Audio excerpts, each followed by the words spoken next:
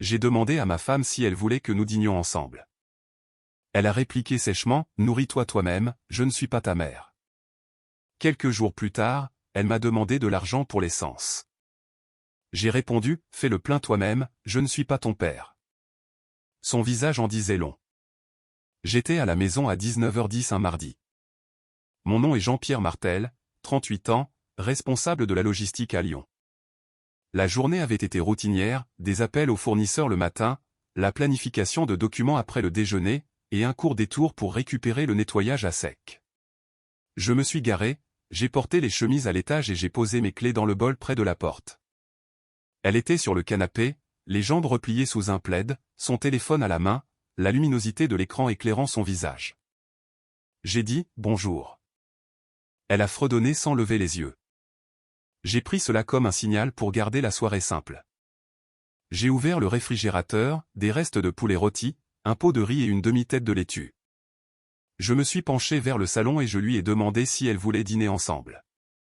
Il n'y avait pas de long préambule, pas de demande particulière. « Veux-tu que je cuisine quelque chose ou que nous commandions des plats à emporter ?» J'ai gardé une voix calme. Je n'avais pas encore faim, je voulais simplement accorder nos plans. Elle n'a toujours pas levé les yeux. « Nourris-toi toi-même. Je ne suis pas ta mère. » Les mots sont sortis de manière monocorde et rapide. Je suis resté là une seconde, puis j'ai hoché la tête. J'ai mis le poulet dans une assiette, je l'ai fait chauffer au micro-ondes et j'ai coupé la laitue. J'ai mangé au comptoir. La télévision diffusait une émission que je ne reconnaissais pas. Elle a ri de quelque chose sur son téléphone. Aucun de nous n'a dit un mot de plus. J'ai rincé mon assiette, essuyé le comptoir et mis le plat dans l'égouttoir. Je n'ai pas demandé d'explication et je n'ai pas essayé de corriger son ton. Je suis allé dans la chambre et je me suis changé pour mettre un t-shirt. Elle est restée dans le salon. La maison semblait ordonnée et des sols propres, du linge plié, la légère odeur de déterge du week-end. Elle semblait aussi divisée. J'ai répondu à 2 courriels d'un expéditeur à Marseille et j'ai programmé un appel pour le matin. Vers 21h, j'ai essayé à nouveau avec un sujet neutre. Je lui ai demandé quel était son plan pour le week-end. « Je ne suis pas sûr », a-t-elle dit. J'ai dit que je pourrais faire un tour au stand de tir samedi. Aucune réponse. La distance n'était pas nouvelle, mais la phrase disant qu'elle n'était pas ma mère a clarifié les choses. Cela a mis une étiquette sur ce qui s'était lentement formé, un refus de faire un compromis sur les petites parties ordinaires d'une vie commune. J'ai pris une douche et je suis allé me coucher tôt. Elle est entrée après minuit et a posé son téléphone sur la table de nuit, l'écran tourné vers le bas. L'alarme de mon côté a sonné à 6 heures. J'ai préparé du café, emballé un déjeuner et laissé une note qui disait « Passe une bonne journée ». La note est restée sur le comptoir quand je suis revenu ce soir-là. Mercredi et jeudi se sont déroulés comme prévu au travail. Les chiffres du fret entrant étaient normaux et un audit d'entrepôt s'est terminé sans problème. À la maison, le schéma persistait, des réponses courtes, les yeux sur le téléphone, aucun intérêt pour des projets communs. J'ai arrêté de suggérer des heures de dîner et j'ai commencé à préparer des repas individuels que je pouvais faire chauffer et manger en 10 minutes. Je suis allé à la salle de sport après le travail et j'ai ajouté 10 minutes à ma routine habituelle. J'ai bien dormi. De petits détails ont attiré mon attention. Son téléphone avait un nouveau son de verrouillage d'écran. Elle le retournait chaque fois qu'elle le posait. Il y avait de nouveaux contacts dans sa liste de favoris que je ne reconnaissais pas. Elle a commencé à garder un sac fourre-tout près de la porte, comme si elle voulait avoir l'option de partir sans rien avoir à rassembler. Rien de tout cela n'était dramatique, c'était juste un agencement différent de la même pièce. Vendredi matin, j'ai ajusté quelque chose qu'il me revenait d'ajuster. J'ai nettoyé mon sac de travail et j'ai mis mon passeport et ma carte vitale dans le coffre-fort de la maison. J'ai désigné mon frère comme mon contact d'urgence sur quelques formulaires où elle était inscrite. J'ai pris un rendez-vous chez le dentiste que je remettais à plus tard. J'ai réservé une vidange pour ma voiture. Pas d'annonce, juste de l'entretien. J'ai aussi arrêté de combler les manques qui n'avaient pas besoin d'être les miens. Elle a reçu un colis, je l'ai laissé là où le transporteur l'avait placé. Elle m'a demandé si j'avais vu son chargeur, j'ai dit qu'il était probablement là où elle l'avait utilisé pour la dernière fois. J'ai simplement égalé le niveau d'engagement qu'elle avait établi. Ma voix restait calme. Mon visage restait neutre. La maison restait silencieuse. À la fin de la semaine, j'avais compris la forme du problème. Il ne s'agissait pas de nourriture, de corvée ou d'une phrase cinglante. Il s'agissait d'un changement dans la façon dont elle nous percevait. Elle m'avait déplacé de la colonne intitulée partenaire vers une colonne séparée intitulée adulte autonome qui devrait tout gérer sans attendre de coordination. J'étais d'accord pour être autonome, je l'avais été avant que nous nous rencontrions. Ce que je n'acceptais pas, c'était d'être traité comme une personne dépendante quand cela l'arrangeait et comme un fantôme quand ce n'était pas le cas. Samedi matin, j'ai changé la lame de la tondeuse et j'ai taillé les bordures du jardin. J'ai trié les étagères du garage et j'ai transporté une boîte pour en faire un don. J'ai cuisiné des œufs et du pain grillé pour une personne. J'ai envoyé un message à ma mère avec une photo du parterre de fleurs de devant pour montrer le nouveau pays. Je ne lui ai rien dit d'autre, je ne gère pas mon mariage par l'intermédiaire d'autres personnes. Dans l'après-midi, je me suis assis à la table de la salle à manger et j'ai examiné notre budget mensuel. Rien de surprenant sur les relevés. J'ai noté les abonnements habituels et j'ai signalé quelques services en double que je pourrais annuler de mon côté. J'ai vérifié le calendrier sur le réfrigérateur. Notre reçu de réservation de dîner d'anniversaire de l'année dernière était toujours fixé là par un aimant. Je l'ai laissé. Ce n'était que du papier. Elle entrait et sortait. Une course pour un café le matin. Un rendez-vous pour les ongles après le déjeuner. Un arrêt chez son ami vers 16 heures. Elle ne m'a pas invité et n'a pas posé de questions sur mes projets. Je n'ai pas posé de questions sur les siens.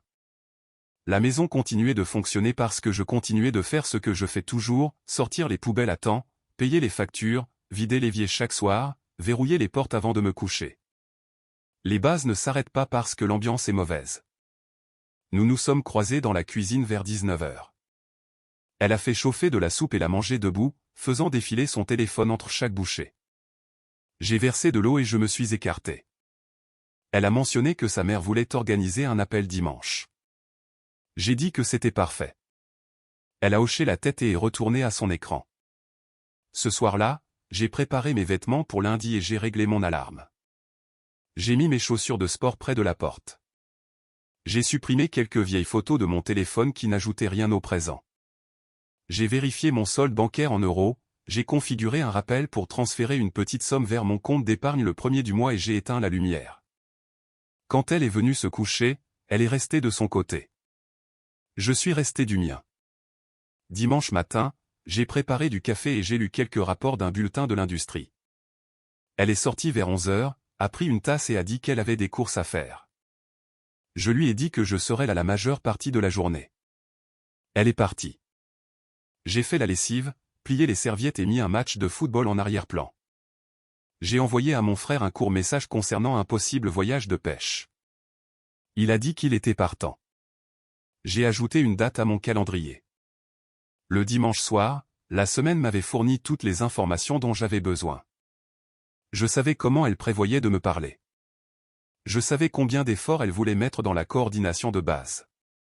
Je connaissais mon propre seuil de tolérance pour le manque de respect. Je n'avais pas besoin d'une confrontation pour prouver un point, j'avais besoin d'un esprit clair. J'ai disposé 2 assiettes sur le comptoir, puis j'en ai remis une dans le placard. J'ai cuisiné un dîner simple et je l'ai mangé. J'ai lavé la poêle, essuyé le dessus de la cuisinière et fermé le lave-vaisselle. J'ai réglé mon alarme pour 5h30. Le plan était simple, tenir ma ligne, protéger mon temps et arrêter de me porter volontaire pour des rôles que personne ne respecte. La semaine avait commencé par une phrase, elle s'est terminée par une décision. J'allais répondre aux mots par une structure, et non par l'émotion. Lundi a suivi le même schéma tranquille que celui que j'avais établi à la fin de la semaine dernière. Je suis parti avant le lever du soleil, j'ai répondu au courriel sur le parking et j'ai dirigé la réunion du matin à l'heure. Quand je suis rentré à la maison, j'ai cuisiné un dîner simple pour une personne et j'ai nettoyé. Elle est entrée tard, a posé son sac près du canapé et a gardé les yeux sur son téléphone. J'ai dit « bonjour ». Elle a hoché la tête sans lever la tête. Mardi, j'ai tenté une prise de contact directe. J'ai demandé si elle voulait établir un plan pour samedi puisque mon frère et moi cherchions des dates pour la pêche. « Arrête de m'enfermer dans des choses », a-t-elle dit. Ses bras restaient croisés. Je lui ai dit que je lui demandais, et non que je décidais. C'est la même chose avec toi, a-t-elle répondu avant de recommencer à faire défiler son écran. J'ai noté la réponse, le ton et la posture. Le jour suivant, j'ai visé plus bas. J'ai demandé si elle avait besoin que je récupère quelque chose de spécifique au magasin. Tu achètes toujours les mauvaises choses, a-t-elle dit. J'ai demandé un exemple pour pouvoir le corriger. Elle a secoué la tête et a dit qu'elle n'avait pas le temps d'expliquer des préférences que je devrais déjà connaître. J'ai acheté ce qu'il y avait sur ma liste et rien de plus. Au dîner, elle a fait chauffer un repas séparé au micro-ondes et à manger dans le salon. Jeudi matin, j'ai demandé directement « Qu'est-ce qui se passe ?» Elle a haussé les épaules. Rien. J'ai gardé une voix calme. Tes réponses sont courtes. Notre temps ensemble est encore plus court. Si quelque chose ne va pas, dis-le. Elle a dit que j'interprétais trop une vie normale et que je devrais arrêter de tout ramener au sentiment. J'ai dit que je demandais des faits. Elle a dit qu'elle avait du travail. La porte s'est refermée derrière elle. Ce soir-là, elle a mentionné que sa mère avait des réflexions sur notre emploi du temps. J'ai demandé des précisions. Elle a dit que sa mère pensait que nous n'avions pas besoin de dîner ensemble tous les soirs et que les adultes devaient garder leur propre routine. J'ai dit que nous le faisions déjà la plupart des jours de la semaine. Elle a dit que je passais à côté de l'essentiel. J'ai entendu la source et le message. De petits changements ont continué. Elle a configuré de nouveaux codes d'accès sur les applications partagées et a dit que c'était pour des raisons de confidentialité. Je n'ai rien dit et j'ai annulé le compte de streaming lié à ma carte. Elle a publié plus de photos prises dans des cafés et a ajouté des légendes sur l'indépendance et la croissance. Je n'ai pas commenté. J'ai augmenté mon temps de sport de 10 minutes et je suis passé à d'autres tâches quand je suis rentré à la maison. La maison restait ordonnée parce que je veillais à ce qu'elle le reste. Vendredi, elle se tenait dans la cuisine pendant que je préparais mon déjeuner pour l'équipe du matin du lendemain. Elle m'a regardé préparer un sandwich puis a dit, « Tu sais, je ne suis obligé de rien faire pour toi. » J'ai levé les yeux. Tu as été très clair là-dessus. Elle a attendu, peut-être pour une dispute. J'ai fermé le sac et je l'ai mis au réfrigérateur. Elle a quitté la pièce. Samedi matin, j'ai tondu la pelouse, taillé les haies et empilé les débris. Elle est sortie alors que je balayais l'allée. « As-tu fini de faire du bruit ?» a-t-elle demandé. J'ai vérifié l'heure et j'ai dit que je terminais. Elle a dit qu'elle avait besoin de calme pour enregistrer quelque chose sur son téléphone. J'ai dit que je serais à l'intérieur dans 5 minutes. Elle a levé les yeux au ciel et est rentrée. J'ai fini en 3 minutes. Au déjeuner, j'ai demandé à nouveau calmement, « Y a-t-il quelqu'un d'autre, ou s'agit-il simplement d'un besoin d'espace ?» Elle m'a regardé comme si je l'avais insultée. « Ne sois pas dramatique. » J'ai dit que je n'étais pas dramatique, j'étais clair. Elle a dit que si je continuais à insister, elle partirait pour la journée. Je lui ai dit qu'elle pouvait faire n'importe quel choix qu'elle souhaitait. Elle a pris son sac et est partie sans dire où elle allait. Elle est revenue après la tombée de la nuit et n'a pas parlé. Le lendemain matin, elle a agi comme si la journée précédente n'avait jamais eu lieu. Elle s'est déplacée dans la cuisine, s'est préparée du café pour elle seule et a laissé la cafetière vide sur la plaque chauffante. J'ai préparé le mien. Quand j'ai demandé si elle voulait planifier un moment pour ranger la chambre d'amis, elle a dit que j'étais obsédé par les tâches et que je devrais apprendre à laisser les choses en suspens. J'ai dit que je laisserais ses affaires en suspens et que je ne m'occuperais que des miennes. Lundi au travail, j'ai effacé les anciennes invitations de réunion qui ne s'appliquaient plus parce qu'elle avait cessé de participer au projet commun. À la maison ce soir-là, elle s'est tenue dans l'encadrement de la porte et m'a regardé sortir les poubelles. « Tu agis différemment » a-t-elle dit. J'ai dit que je m'adaptais à la norme qu'elle avait établie. Elle a dit que j'étais mesquin. J'ai dit que j'étais précis. Elle n'a pas aimé le mot et est partie. Mardi, elle a mis en scène des commentaires à portée de mon oui. Lors d'un appel avec une amie, elle a dit que j'avais besoin de trop d'attention et qu'elle était épuisée par des demandes constantes. J'étais dans la salle à manger en train de vérifier des reçus. Je ne l'ai pas interrompue et je ne l'ai pas corrigée. Après l'appel, elle a demandé pourquoi j'avais été si silencieux. J'ai dit que je travaillais. Elle a dit que j'étais froid. J'ai dit que j'étais constant. Le lendemain, elle a envoyé un message à la mi-journée, « N'oublie pas d'acheter du papier toilette. » Je n'avais pas prévu de m'arrêter au magasin et je n'ai pas répondu alors que j'étais en réunion. Quand je suis rentré à la maison, elle a demandé où il était. J'ai dit que je n'étais pas allé au magasin et que si elle avait besoin de quelque chose, elle pouvait soit l'ajouter à la liste partagée d'ici le matin, soit l'acheter sur le chemin du retour. Elle a qualifié cela de réponse inutile. J'ai dit que c'était une limite. Jeudi soir, elle a testé un autre angle. Nous ne sortons plus nulle part. Je lui ai rappelé que j'avais suggéré de dîner 2 fois au cours des 10 derniers jours et qu'elle avait refusé les 2 fois. Elle a dit que le moment n'était pas opportun et que je devrais être plus flexible. J'ai dit que j'étais disponible vendredi ou samedi et que je pouvais prendre la première réservation libre dans un endroit proche. Elle a dit qu'elle ne voulait rien planifier et que la planification tuait l'ambiance. J'ai dit que les soirées non planifiées étaient possibles n'importe quel soir où elle en prenait l'initiative. Elle n'a pas répondu. Plus tard dans la nuit, elle s'est tenue dans le couloir et a dit « Tu me donnes l'impression d'être coincé ». J'ai demandé comment. Elle a dit que c'était en posant des questions. J'ai dit que les questions étaient la façon dont les gens se coordonnent. Elle a dit que je devrais lui faire confiance pour gérer sa vie. J'ai dit que je le faisais, et que je faisais la même chose avec la mienne. Elle m'a dévisagé, puis est allée se coucher sans un mot de plus. Vendredi après-midi, le pivot est arrivé. Elle est entrée dans la cuisine, a ouvert son portefeuille et a dit « As-tu de l'argent pour l'essence ?» Je suis presque à sec. C'était une simple attente que je résoudrais le problème sans discussion. Je l'ai regardée. Les phrases du début de la semaine se sont alignées clairement dans mon esprit. Pas ta mère, pas ta servante. Ne planifie pas. Ne demande pas. Gère cela toi-même à moins que cela ne me soit bénéfique. J'ai gardé une voix égale. Fais le plein toi-même. Je ne suis pas ton père. Elle a cligné des yeux et est restée immobile comme si elle assimilait la formulation exacte. Le silence a duré plusieurs secondes. Es-tu sérieux, a-t-elle demandé. Oui. Elle attendait un atterrissage en douceur. Je n'en offrais plus. Tu vas vraiment agir comme ça pour de l'essence ? J'ai dit que j'appliquais la même règle qu'elle m'avait énoncée à propos du dîner, des courses et des projets. Elle a dit que j'étais cruel. J'ai dit que j'étais cohérent. Elle s'est détournée et s'est tenue devant l'évier, les mains sur le comptoir. Elle a pris ses clés et est partie. J'ai noté l'heure sur un bloc-notes par habitude. J'ai posé mon téléphone sur la table et j'ai vérifié quelques messages professionnels. 20 minutes plus tard, un message est arrivé, laisse tomber. Je l'ai laissé non lu et je suis retourné au rapport que je rédigeais. Je n'étais pas en colère. J'étais lucide. Ce soir-là, elle a été silencieuse. Elle a cuisiné pour elle seule, n'a chargé que sa vaisselle et s'est assise sur le canapé avec le volume élevé. J'ai lu dans la chambre et j'ai réglé mon alarme. Avant d'éteindre les lumières, elle s'est tenue dans l'encadrement de la porte et a demandé « Est-ce ainsi que les choses vont se passer maintenant ?» J'ai dit « Si le manque de respect continue, oui. » Elle n'a pas répondu. Elle a fermé la porte et a dormi de son côté du lit sans un mot de plus.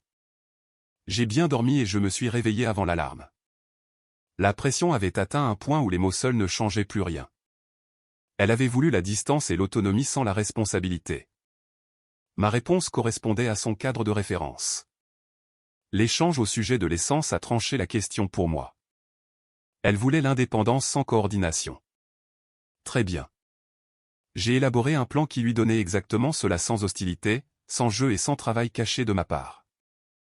Samedi matin, j'ai envoyé un court courriel à l'adresse partagée que nous utilisons pour les factures.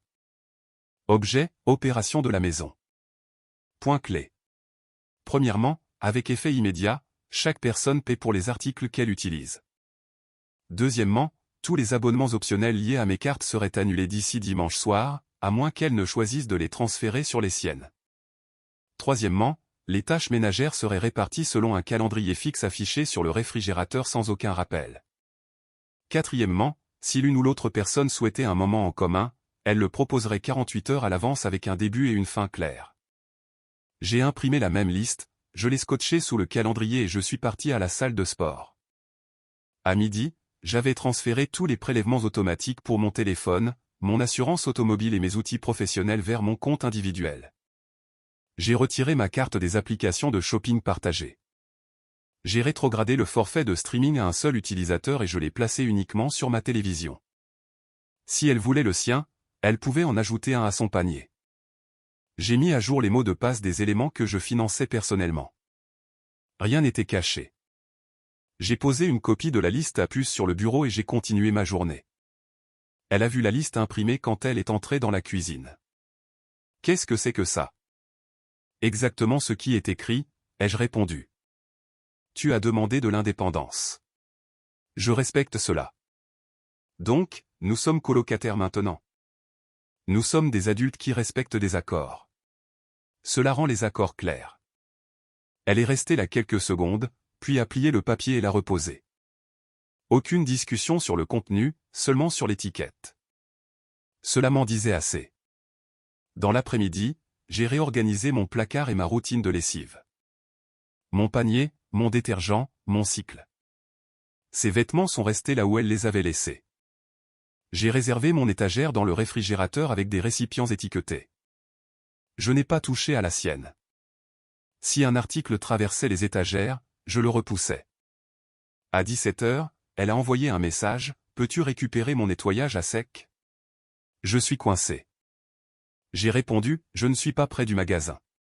Tu peux appeler pour une livraison. » Elle a répondu par, « Cela ferme bientôt », suivi de rien. Je n'ai pas quitté la maison. Elle l'a récupéré le lendemain matin et n'en a pas fait mention. Dimanche soir, j'ai proposé une semaine de test pour confirmer le système. 7 jours, ai-je dit au comptoir. Tu gères tes besoins.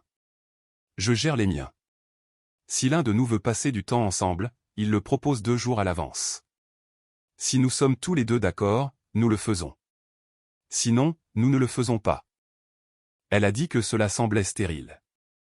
J'ai dit que cela semblait exact. Elle n'a ni accepté ni rejeté, j'ai considéré cela comme une acceptation. Lundi, elle a essayé une version plus douce du schéma précédent. Je pensais que tu préparais le dîner ce soir. J'ai dit que je préparais mon dîner. J'ai proposé la moitié de mon poulet si elle voulait transférer le coût en euros dans l'application de budget. Elle m'a regardé comme si je parlais une autre langue. Laisse tomber, a-t-elle dit, et elle a commandé de la nourriture.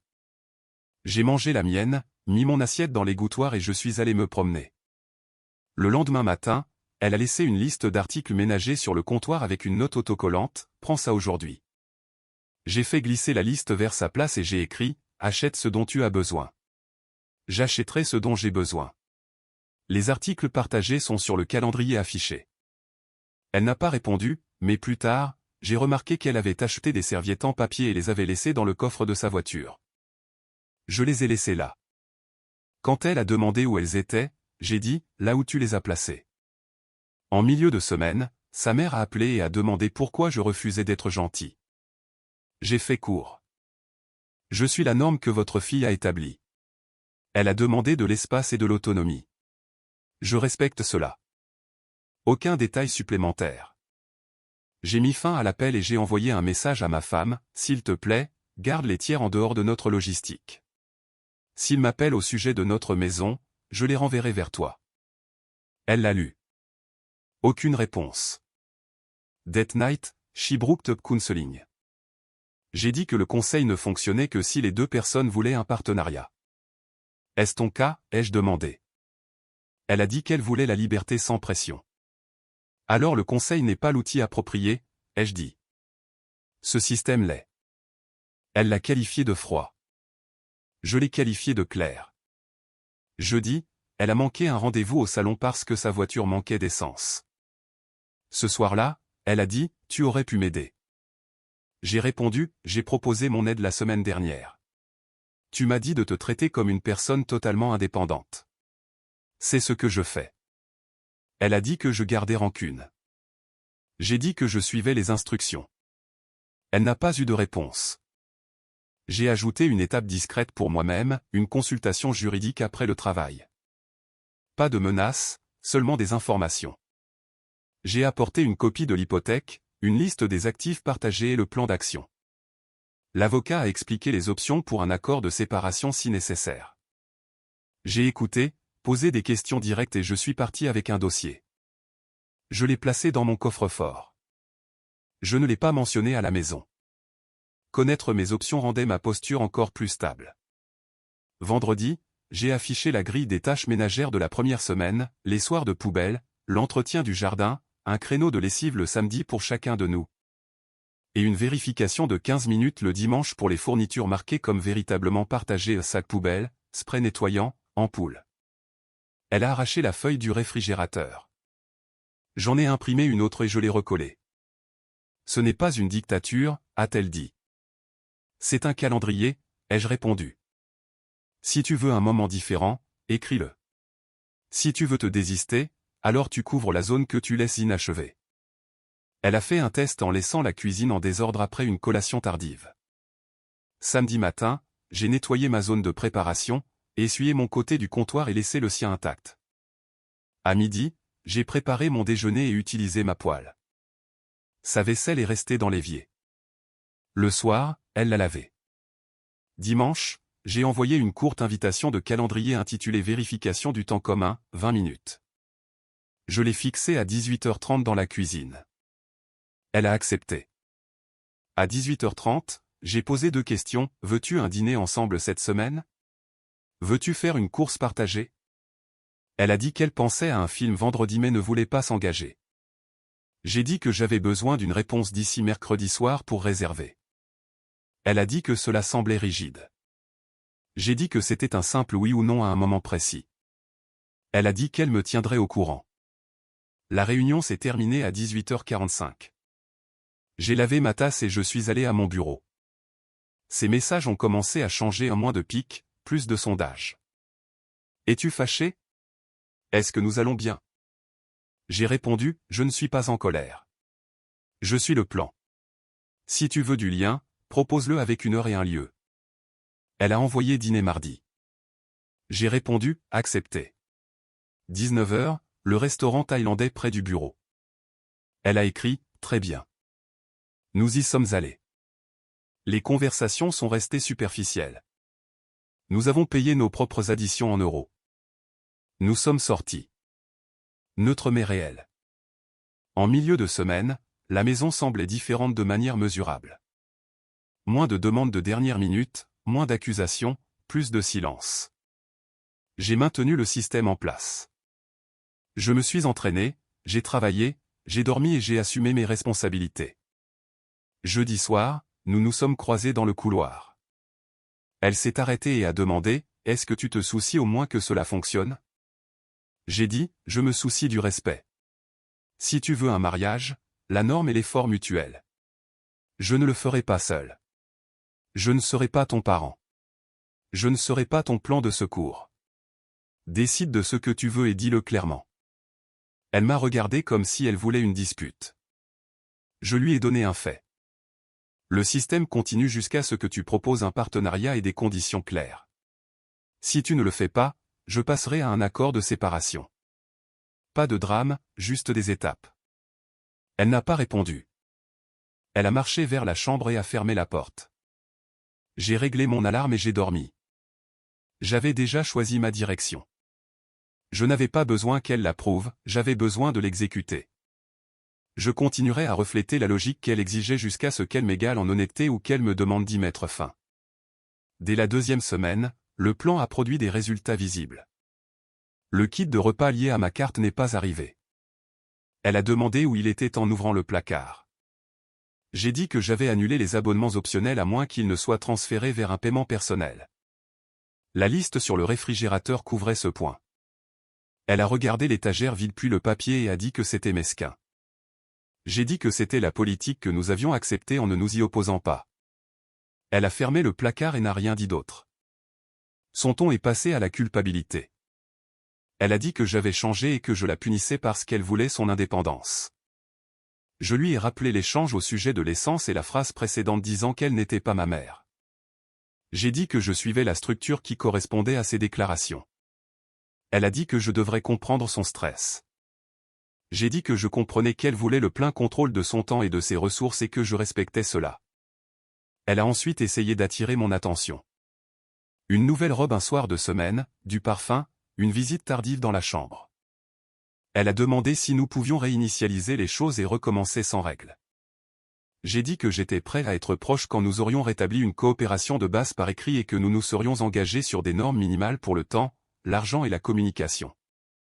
Elle a marqué une pause, puis a dit que je transformais l'intimité en contrat. J'ai dit que le mariage était déjà un contrat, et que nous ne faisions que l'honorer. Elle a quitté la pièce sans un mot de plus. 2 jours plus tard, sa carte a été refusée au salon. Elle a appelé depuis le parking et m'a demandé de lui lire mon numéro de carte. J'ai dit, je ne partage pas les numéros de carte, et j'ai proposé 2 options, je pouvais transférer un petit prêt documenté en euros via l'application bancaire, ou elle pouvait décaler son rendez-vous. Elle a dit que je l'embarrassais. J'ai dit que je nous protégeais tous les deux de la confusion concernant l'argent. Elle a raccroché. Ce soir-là, elle a dit que je me souciais plus des règles que de ses sentiments. J'ai répété que je me souciais du respect et que le respect est mesurable par des actions claires. Sa mère m'a recontacté et a dit que je devrais arrêter de rendre la vie difficile. J'ai répondu en une seule phrase, nous gérons chacun ce que nous utilisons, et je suis ouvert à la restauration de systèmes communs lorsqu'il y aura un effort mutuel. L'appel s'est terminé rapidement. Le tour suivant a été le blâme. Elle a dit à une amie en haut-parleur que je refusais mon soutien pour prouver un point. J'étais dans la cuisine en train de préparer le déjeuner. Je suis allé vers le réfrigérateur, j'ai montré la liste à puces et j'ai dit que je suivais les conditions affichées. L'ami a gardé le silence. Après l'appel, ma femme a dit que je la faisais passer pour quelqu'un de mauvais. J'ai dit que je ne faisais que lire les engagements que nous avions déjà affichés. Elle a ensuite essayé l'urgence. À midi, elle a envoyé un message, « J'ai besoin de ta voiture ce soir. » J'ai répondu, « Elle est utilisée. Si tu as besoin de la mienne, propose un échange avec l'heure et les détails du retour d'ici 15 heures. » À 15h18, elle a écrit, « Laisse tomber. » Sa sœur est passée samedi. La maison était propre, le calendrier était sur le réfrigérateur et nos dossiers budgétaires étaient posés sur la table. Ma femme s'est plainte de la grille des tâches. J'ai ouvert le dossier et j'ai montré le courriel daté ainsi que le calendrier imprimé.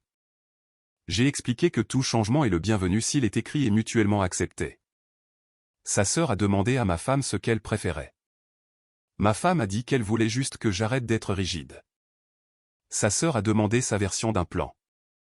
Aucune réponse n'est venue. La visite s'est terminée tôt.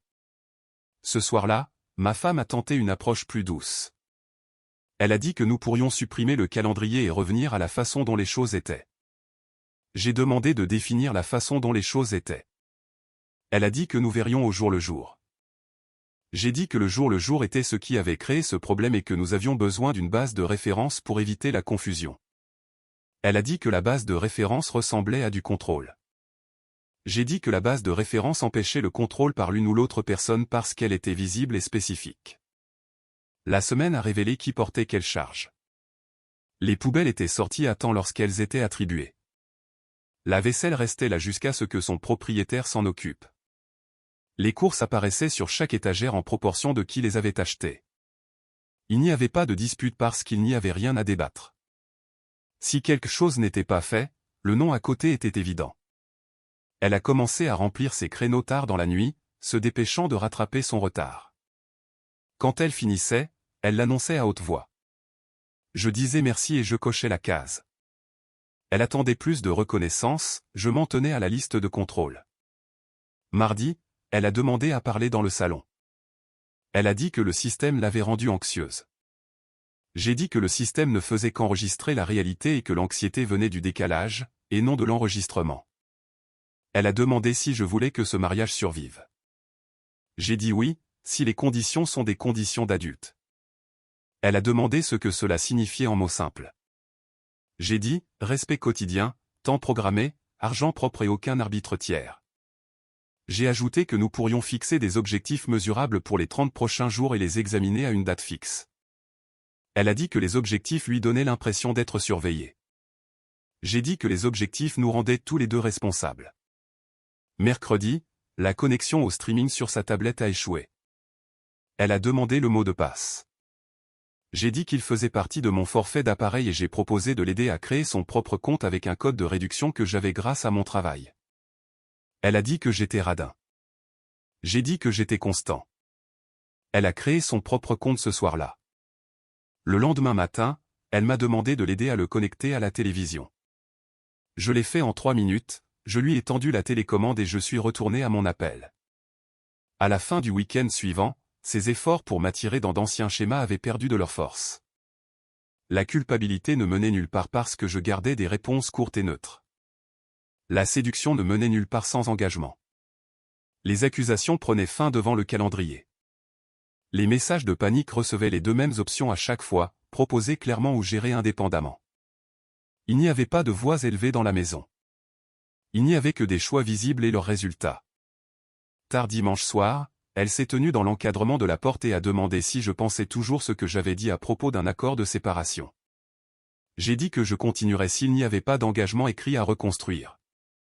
Je lui ai dit exactement ce que cet engagement exigeait, des blocs de calendrier partagés, une vérification budgétaire hebdomadaire et une règle stipulant que personne ne congédie l'autre avec des phrases sur des rôles parentaux.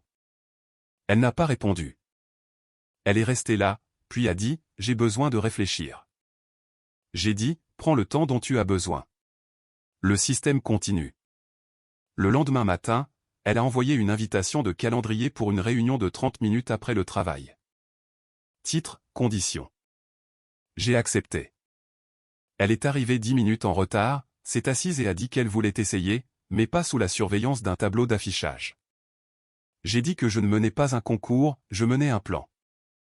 J'ai fait glisser un brouillon d'une page sur la table. Elle l'a lu et a tapoté le point concernant le préavis de 2 jours pour les projets communs. Elle a dit qu'elle détestait les délais. J'ai dit que les délais protégeaient les 2 personnes de la pression de dernière minute. Elle a dit qu'elle me reviendrait d'ici vendredi. Quelques jours plus tôt, elle avait poussé, testé et joué pour un public. Maintenant, elle était silencieuse, lisait et calculait. Les amis ont cessé de m'appeler parce qu'ils n'avaient plus d'histoire à répéter. Ses parents ont posé moins de questions. La maison fonctionnait sur des accords écrits et une responsabilité personnelle. Le résultat n'était pas chaleureux, mais il était stable. Si elle voulait plus que de la stabilité, le prochain mouvement devait être le sien, par écrit et à temps. Elle a dit qu'elle me reviendrait d'ici vendredi. J'ai réglé un rappel pour 17 h et j'ai continué ma semaine. Le travail était prenant. J'ai maintenu le calendrier de la maison en place. Je n'ai rien changé pour forcer un résultat.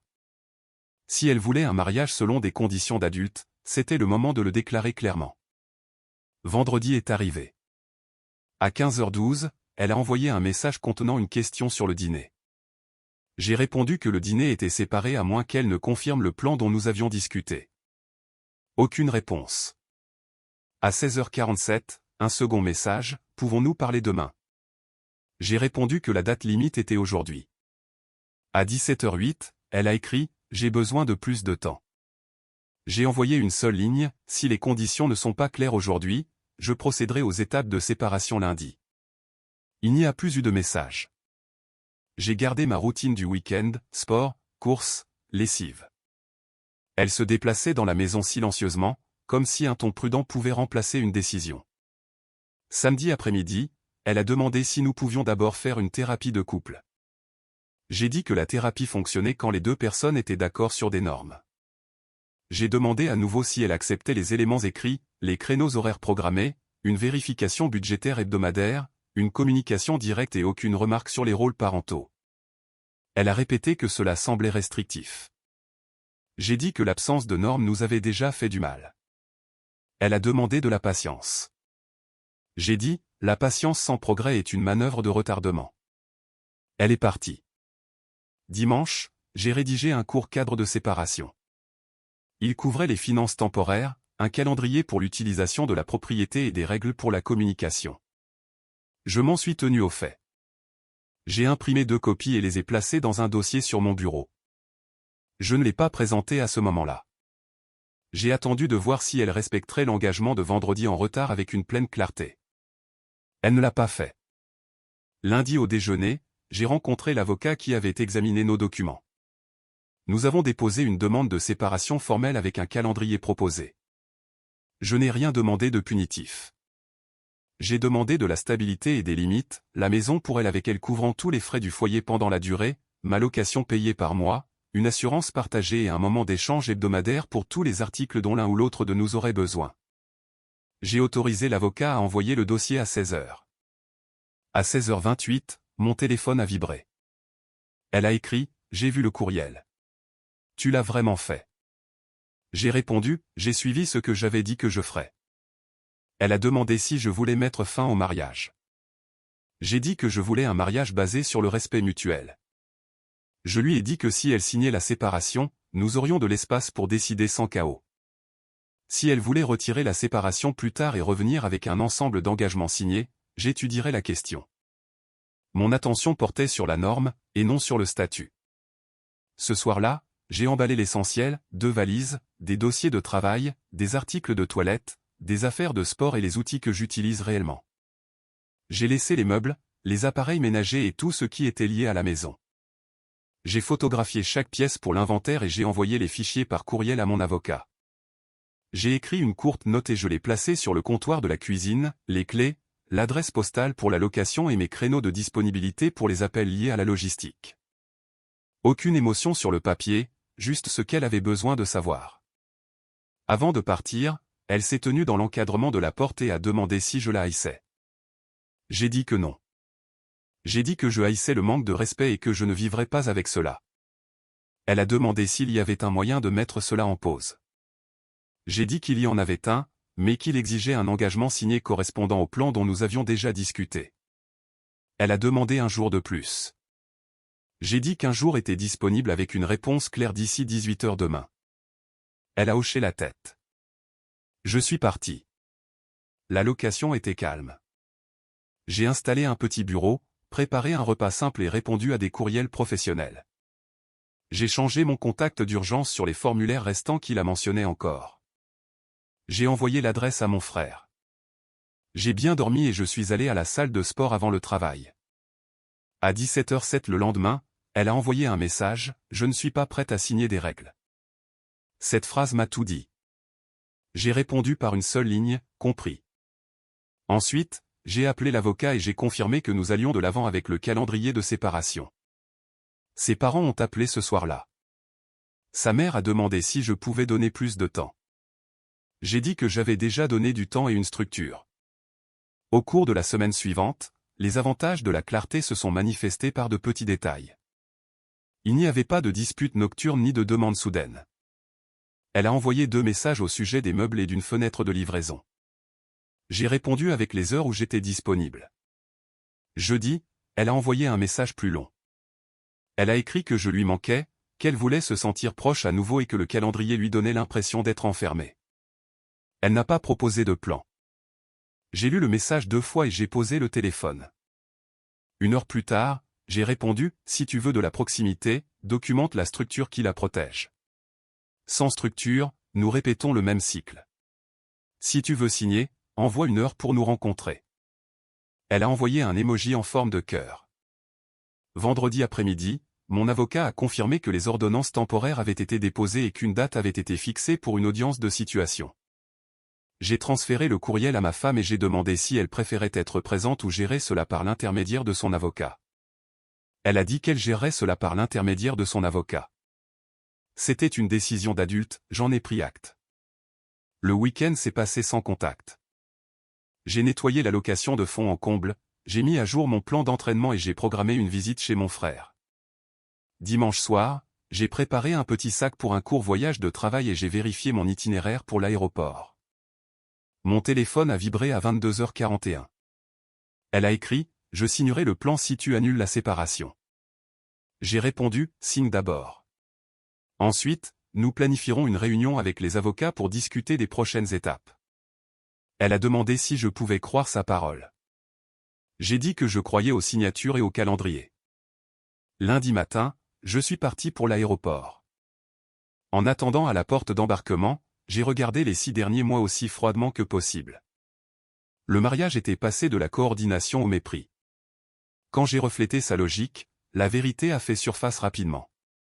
Elle voulait de la flexibilité sans responsabilité, je voulais du respect avec des preuves. L'écart n'était pas un malentendu, c'était un choix.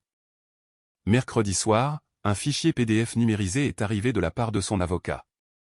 C'était la séparation, signée. Aucune note n'y était jointe.